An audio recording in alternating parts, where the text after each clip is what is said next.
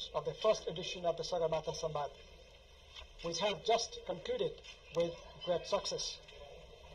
Due to space constraints, it was not possible to accommodate all our esteemed media colleagues in person today in this hall. To ensure wider access, however, we have arranged for the live streaming of all sessions through the national broadcaster as well as the official platform of the Ministry of Foreign Affairs. And we should sincerely thank you for your understanding and continued cooperation. Your consistent and constructive coverage of the Sagarmatha Sambaad has been deeply appreciated, and we look forward to your continued support in amplifying this important dialogue in the days ahead. Without further delay, I now have the honor to inviting the Honorable Foreign Minister to deliver our briefing on opening and plenary sessions. Madam Minister. Thank you, Foreign Secretary. Namaste and good afternoon. At the outset, I would like to extend my sincere thanks to all of you for your presence here today and for your constructive role in amplifying the messages of the Sagarmatha Sambaad and its first edition to the wider audience here in Nepal and across the world. As you know, we have completed two of the most important segments of the Sagarmatha Sambaad this morning. First was the opening session and then the plenary. I'm here to give you more information about these two sessions. At the opening session, as all of you are aware, I think some of you were also looking at the live streaming. This was the formal inaugural part of the Sambaad, including unveiling of Sagarmatha Sambaad banner by the Right Honorable Prime Minister K.P. Sharma Oli-ji. The Right Honorable of the Sambaad, he presented the vision of the Sambaad and its importance as the world faces many pressing challenges, including climate change. He also underscored the power of dialogue to address the challenges. Before the address, the Prime Minister officially unveiled the government's NDC 3.0 and handed it over to the COP29 President, His Excellency Mukhtar Babayev.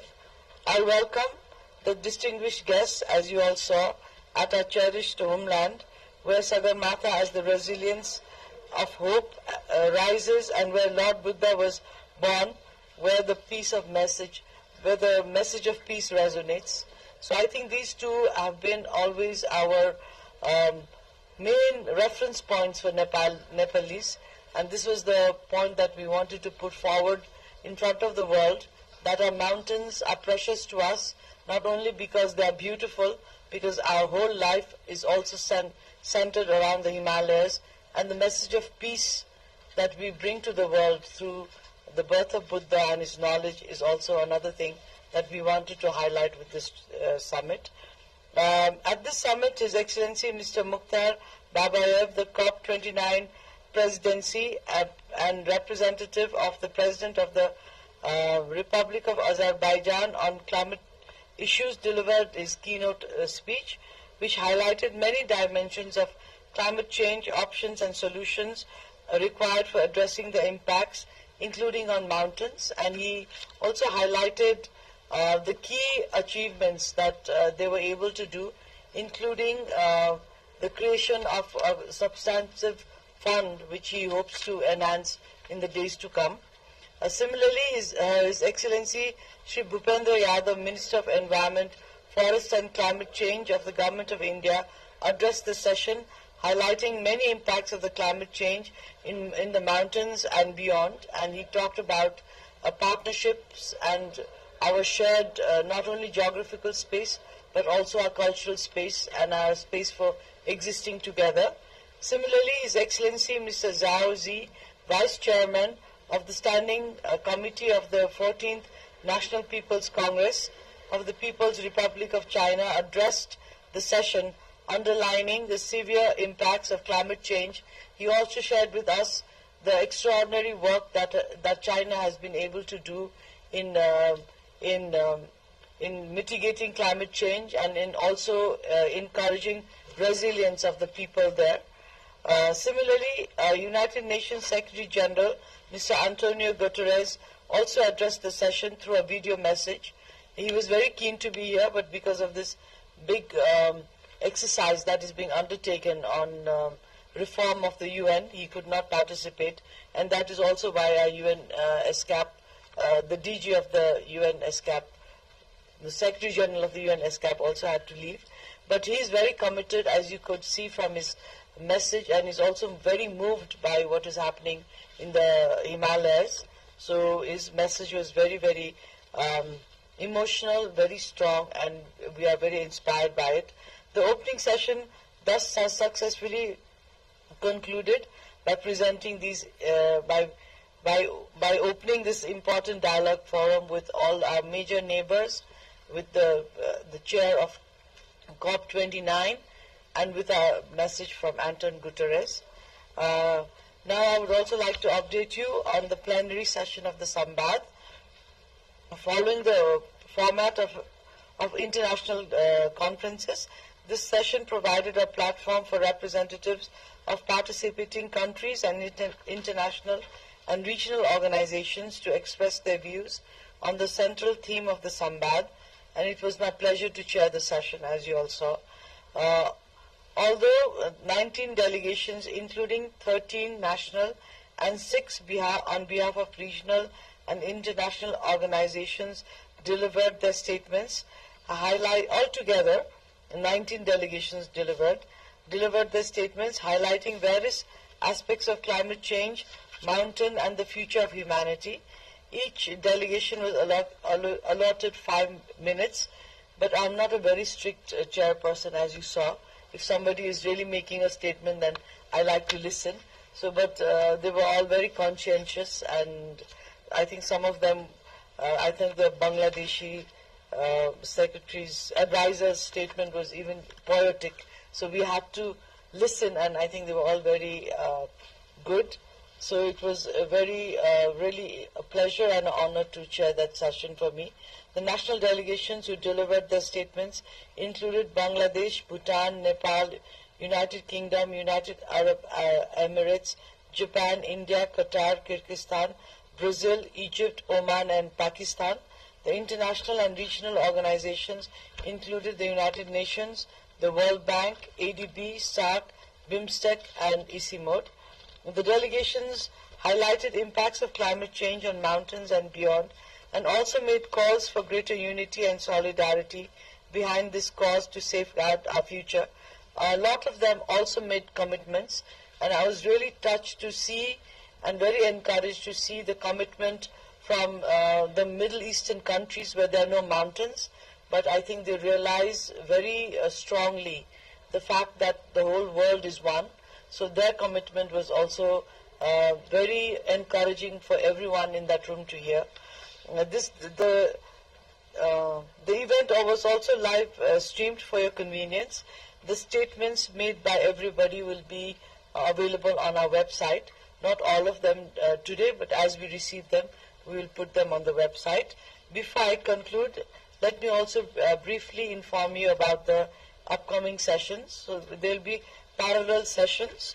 There will be 12 parallel sessions actually, focusing on specific sub-themes such as limiting temperature rise below 1.5 degrees Celsius, sustaining the mountain economy from highlands to islands, loss and damage, and gender and intergenerational equity. These sessions will involve in-depth discussions, exchange of ideas, and analysis by politicians, policymakers, scholars, experts, and researchers. Each session will be 1.5 hours long and will include a moderator, 1 keynote speaker, and 4 panelists. The details of the session and speakers are available on our website. So please do go on the website and decide which you would like to attend. These sessions are designed to be interactive with a strong emphasis on youth participation to ensure their voices are well represented. The parallel sessions will begin at 2:30 p.m. today after lunch and conclude at 4:30 p.m. on 17th May. There will also be a multi-stakeholder roundtable under global and regional partnership. This session will see participation from various high-level personalities and will focus on regional and international cooperation closely concerning climate and mountain-related challenges. Then there will be a closing session. This final closing session will commence at 11:45 a.m. on the third day, which is 18th May, and will last for about an hour. The outcomes of the Sagarmatha Sambaad will be adopted during this session. All remaining events will conclude by 1 p.m. on that day. And there are some side events, complementary side events.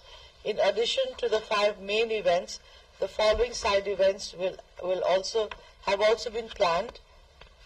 So one is the mountain flight to the Everest areas for high-level dignitaries. It is not just a sightseeing trip, it is also to bring home to people the beauty of the mountain and also the importance of the mountain. So we see this as a very important part of our entire Sambaad schedule. Then there is a ministerial meeting of the Hindu Kush Himalayan countries. I think that is being organized by ICIMOD.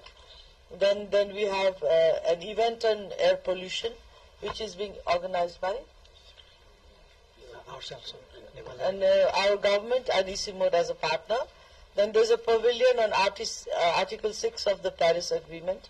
Then there is a Nepali organic tea tasting event to which all of you are invited. Then there is also a Bajra Eco School visit, that is by request.